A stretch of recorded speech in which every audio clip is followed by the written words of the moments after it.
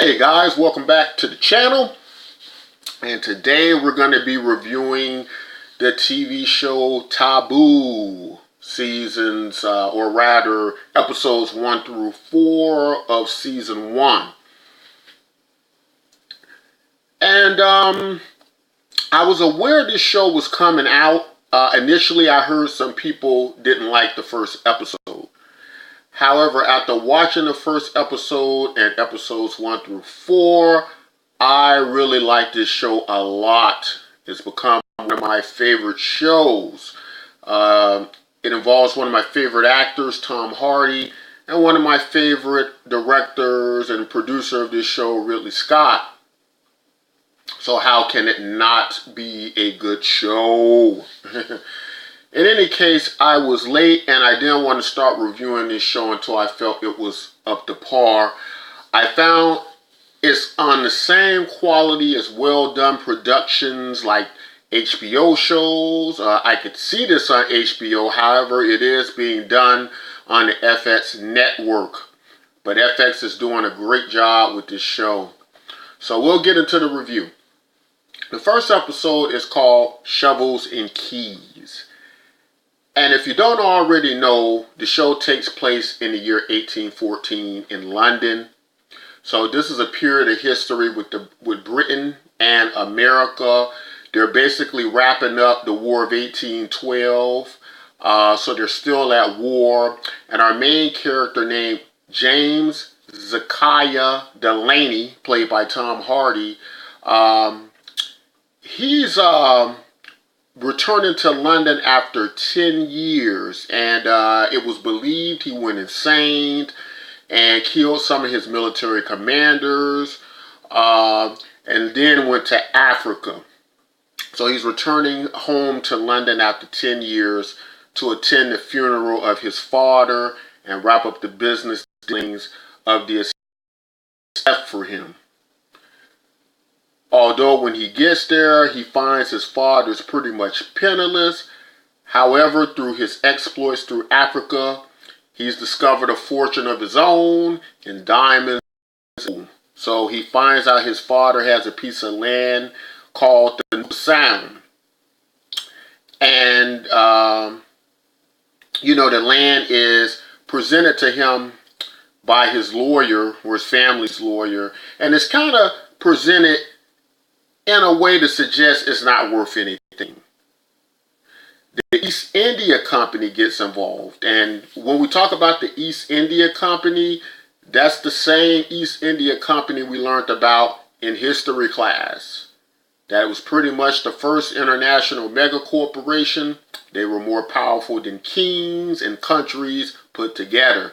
And they seemingly have an interest in this so-called worthless land as well. So it's not long before we find that James is not quite as mad or insane as we're led to believe. He's actually discovered that the land he holds is going to be the key at the war's end, as it's said to be a gateway to trade with China. It's near Vancouver, but America and Britain are desperately trying to get this land.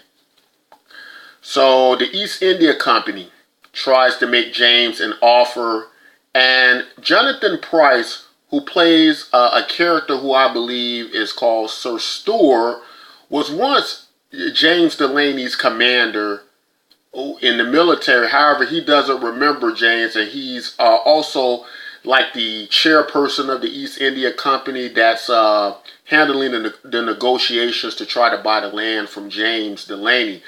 But James has other plans with the land as opposed to selling it to them. We also find that the Crown or Britain wants the land, as well as the American government. So this sets off a dangerous chain of events, because James refuses to sell, and all the factions involved seemingly are willing to stop at nothing to get this land. So as well, what's happening is James has a half-sister, and apparently it's a history of an incestuous affair amongst them. So the situation greatly matches the title of the show.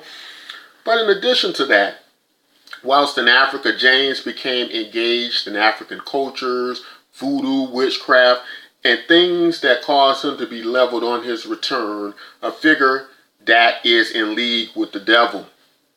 As well, his sister's husband is starting to figure out that there was these incidents of incest between the sister and James Delaney, and this is basically the setup of the show. You know, as James Delaney on both fronts battles a political landscape and a pretty dysfunctional social status in London society. And so this is early 1800s London, so London is a very dark and dreary place. The characters are all pretty dark as well.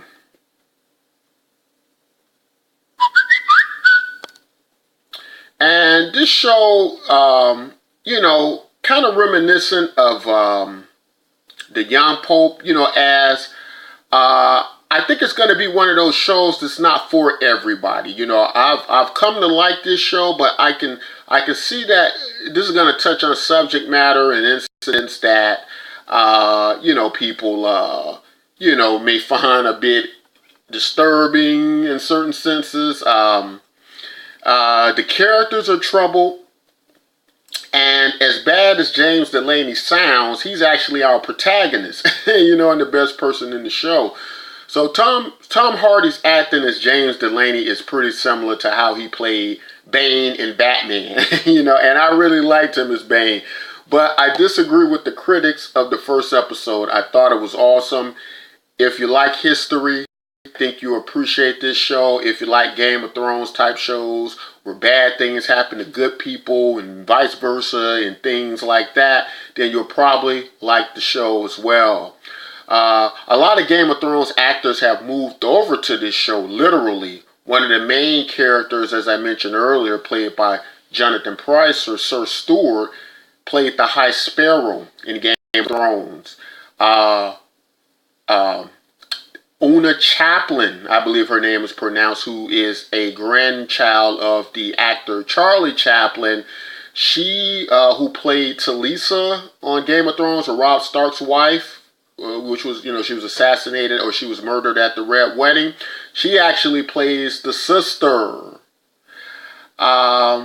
So that pretty much was, you know, what episode 1 was about. And what I'm going to do, if you're just on episode 1, you know, and you don't want it to be spoiled, you can wait till I'll give you a few seconds to leave as I go on to episode 2. So you should pretty much be out of here by now, or getting out of here. So we move into episode 2. And as we open up, the East India Company wants James Delaney, the problems he's causing, to go away. So it's just to the point now they decide to hire an assassin and just make this problem a thing of the past. So Sir Stewart, you know, who heads up the East India Company, you know, the division that's over these negotiations, isn't sure why James won't sail. You know, he's starting to feel like James may be in league with the American government, you know, which is basically treason, you know, at this part, you know, it's teetering on the line of treason if that's true.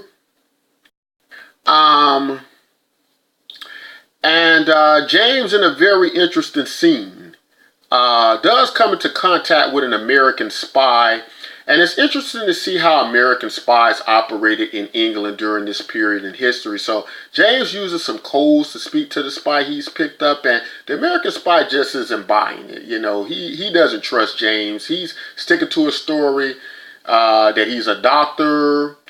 And so James claims to want to speak to President Thomas Jefferson of the 15 states of America. So that shows you just what period of history we're dealing with there. So James is basically going around London trying to figure out who poisoned his father, as it's discovered that his father's death wasn't natural. And of course, the situation with the Nuka Sound territory being so important, it's much easier to just get people out of the way at this point. So, you know, it's very likely his father was killed. And, you know, just like they've now hired an assassin to take James out. But as well, just like James, his father doesn't seem to be in his right state of mind as well. So we next get this actress who comes forward and is claiming to be the wife of James' father and is wanting half the estate. You know, this seems to work out well for the East India Company in that they already have a plan to kill James and feel she'll be much easier to negotiate with. So the issue with the land is that because it was involved in private trade and proprietary ownership, it's not a matter of the state.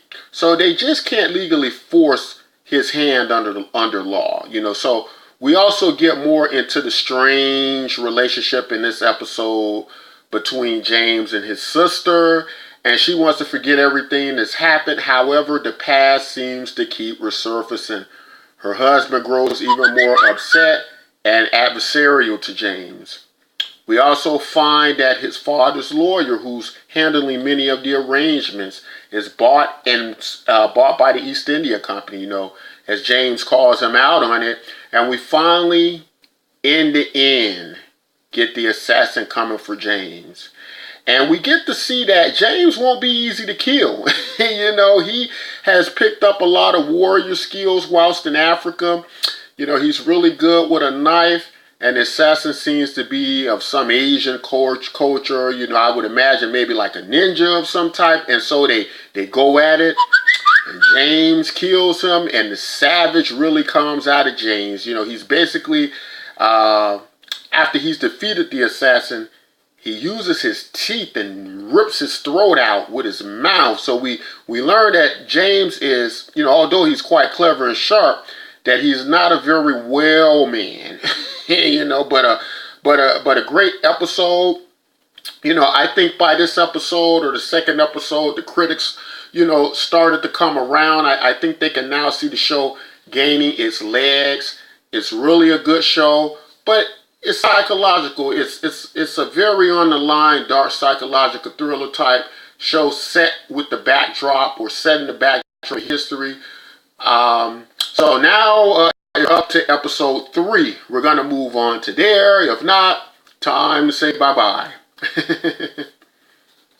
And I'll just give you all a few seconds to exit. Because I know some of you probably haven't seen all the episodes. So let me get to another slide whilst we wait here. To give you a little scenery there. So as we open up in episode 3, we get to learn that James is badly injured after his fight with the assassin, and he is then doctored back to health by the doctor pretending, or the spy pretending to be a doctor, but he obviously is a doctor too, because he, you know, puts James back together. And James now sees the East India Company means to kill him. So in a very clever move, James draws up a will so that if he dies, all his land goes to the American government. So now neither Britain nor the East India Company wants to kill him or will immediately go to the American government. So for the time being, James has successfully stopped one side from being able to kill him. We also have a scene where his sister's husband comes to the office under the false idea to sell him insurance for his shipping company. However, he really just is there to try to provide or to provoke James by talking about his sexual activities with his sister, you know, which James hates because he's still obviously in love with his sister. But it doesn't work as James keeps his cool. So we then get the actress who married his father, and she's now laying claim to her half of the estate. And so she decides, you know, the family home is hers as well. So she moves in. And James doesn't want this. He has a butler, also a confidant, and his only friend, it seems in the show, who's against it as well. But James allows her to stay because he claims to have, or she claims to have, belongings that belong to the father and the mom as well. And we get a backstory on James' mom being actually purchased by her father. And this is hurtful to James It never sat well with him. He wants to know things about, his mother. He feels his butler knows but won't tell him the complete truth. So he's basically allowing her to stay in exchange for getting these belongings from her. As well, he explains to her that as he's a target by owning the Nuka Sound land, so shall she be. So James knows it's a matter of time before they try and get her to release her half.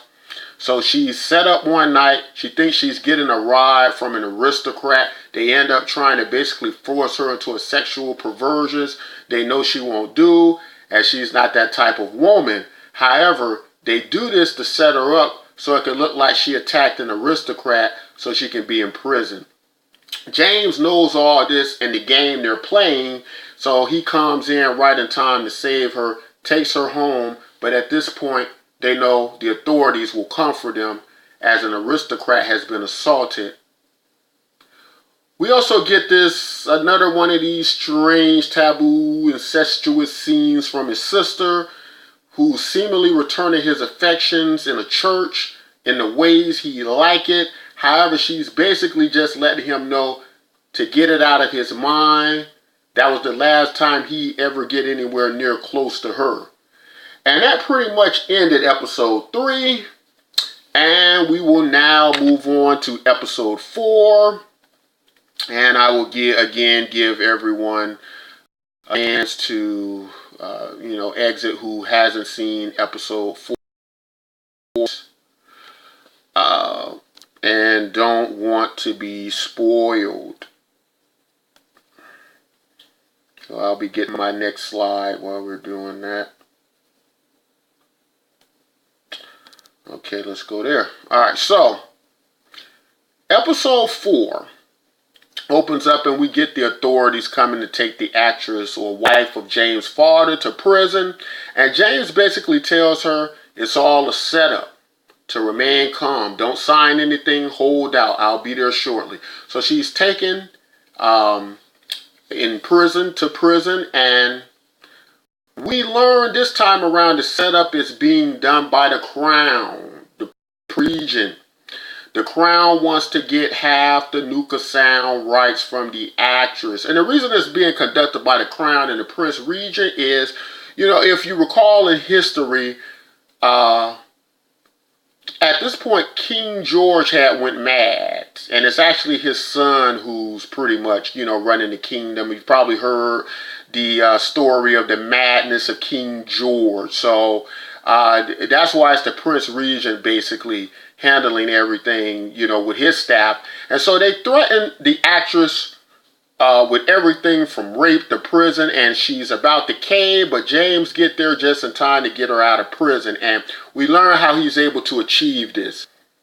He achieves this by basically letting the East India Company know, hey, the Crown is using deception and operating behind your backs to get the Nuka Sound from under you all.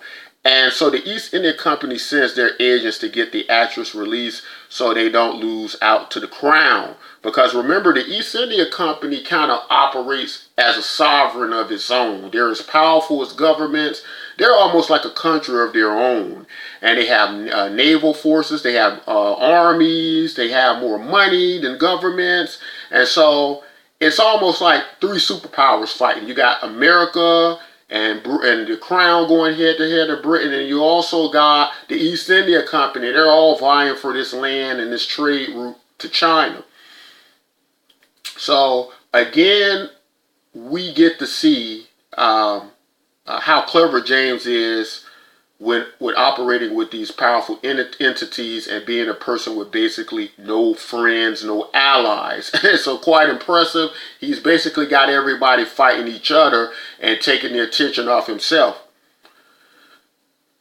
The problem, though, James finds himself in is that he's now being ostracized from everyone and everything, business, supply. So he needs gunfire.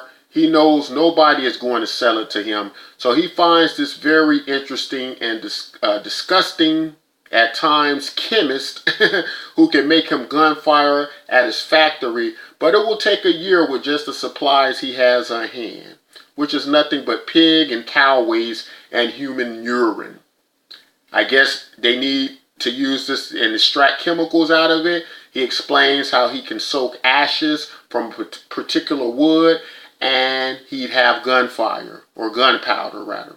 James can't wait a year. That will be too late, so the chemist lets him know, if you can get me some saltpeter, then I can get it done within 4 weeks. So the only place where they can get saltpeter at this point is in a storage facility owned by the East India Company. So James has some shady characters he does business with. He basically hires them to steal the saltpeter. As James is getting ready to leave the factory, he's yet again attacked by this huge, he's attacked by an assassin or someone of that caliber. It's a huge guy who's seemingly sent to kill him, but this time we don't know who's behind it, and we get this gory fight where this big fighter cracks open James' skull, and you think James is out for the count, but he's playing like he's out, and he just uses his knife skills. He slashes this guy up, and then he gets meat hooks and drags him like a fish. It's just probably one of the most grotesque fights I've seen on TV, and this is all happening on FX. So, we did go to this party going on where both James and his sister were invited, and James believes they were invited there by the Americans on purpose, or the American spies, as a means to negotiate in person for the nuke sound. And we find that they are using this magic show exhibition in which they get in these boxes and it appears they disappear. And this is all staged so that they can talk, or James can speak with the head of the spy network, who's a double agent. And he found out earlier she was a woman. And it's believed she started off as an escort, became an aristocrat by marrying her way up, and she's now running the spy network for the Americans. She lets James know that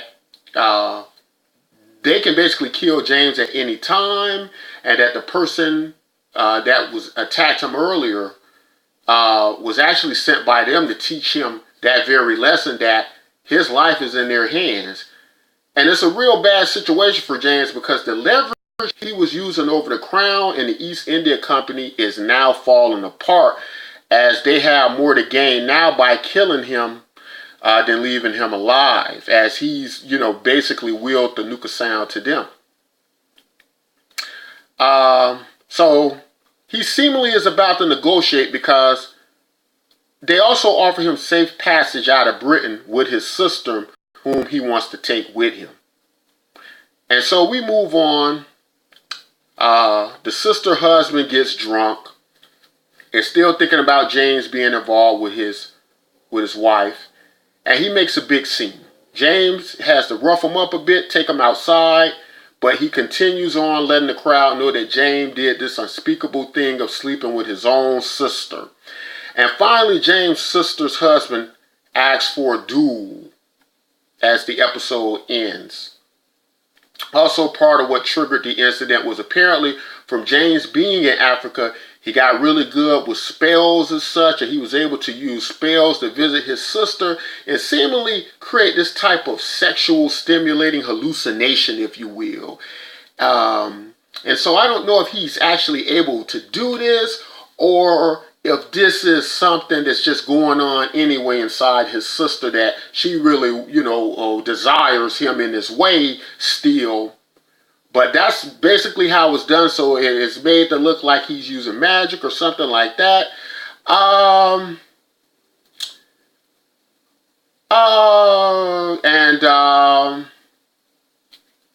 trying to think of the sister's husband's name. I can't. It's hard to recall his name at this point, but the episode pretty much ends right there with the duel being requested. James doesn't answer, so we don't know if he's going to take it or not until episode 5. But anyway, I'm going to give my final thoughts.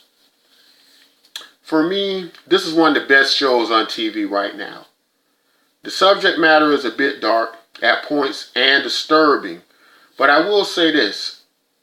This could have been a great show without it even needing to be as dark as it's been in many of these scenes. Even, without the incestuous relationships between him and the sister or their past relationships, I don't think these elements were needed at all for this to be a good show. I don't think those elements are needed in the story. I think it's just interesting enough without all that. But one issue I say I have with this show, and that's I feel they have fallen into this thing we've seen happen a lot on TV now, and that's what I call the Game of Thrones syndrome. Where TV shows try to copy Game of Thrones. And, I think after Game of Thrones won all these Emmys by being dark at points, where the good guys don't always win, where the good characters are killed off, a lot of shows want to use this model now. And, and it's even more than that. Literally, the same characters from Game of Thrones or actors are in some of the roles in this show. So that's my only gripe with the show. Other than that, it's to my surprise turned out to be one of my favorite shows. I had a feeling I like it because I like Tom Hardy and of course Ridley Scott. I just didn't know I like it this much. Anyway, guys, this is my review. I look forward to the next episode. Let me know how you feel about this show. Do you feel the taboo subjects expressed in the show make it better, worse, or is it either or? Do you feel like I do, it could have been in there or not? Don't forget to like and subscribe, and take care, folks.